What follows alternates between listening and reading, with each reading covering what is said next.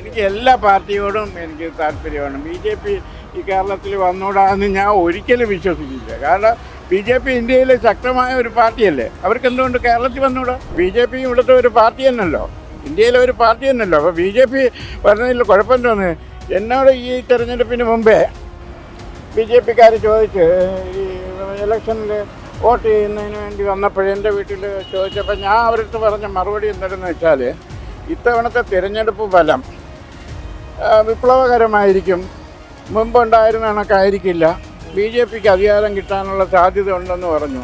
അതുപോലെ തന്നെ സംഭവിച്ചു. നിയമസഭാ സീറ്റുകളിൽ ബി ജെ പിക്ക് എന്തെങ്കിലും സാധ്യത ഇവിടെ?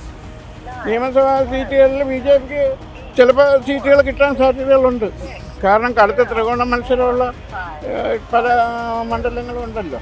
മോശമല്ലാത്ത രീതിയിലുള്ള ഒരു തിരഞ്ഞെടുപ്പ് ഫലം ബി ജെ പിക്ക് ഉണ്ടാകാം എന്ന് ഞാൻ വിശ്വസിക്കുന്നു. എനിക്ക് ബി ജെ പിയോട് വിരോധമേ ഇല്ല, ഉള്ളത് പറയാമല്ലേ. ഞാൻ പിന്നെ പണ്ട് മുതലേ ഈ ഇടതുപക്ഷത്തോടുള്ള കൂറുള്ളത് കൊണ്ട് എന്നിൽ നിന്ന് മാറിപ്പോകുന്നില്ല. ബി ജെ പി ഇപ്പോൾ ഇവിടെ ഒരു ബജറ്റ് അവതരണം നടത്തി 3 ദിവസം മുന്നേ. അതിൽ മോശം അഭിപ്രായം എനിക്കില്ല.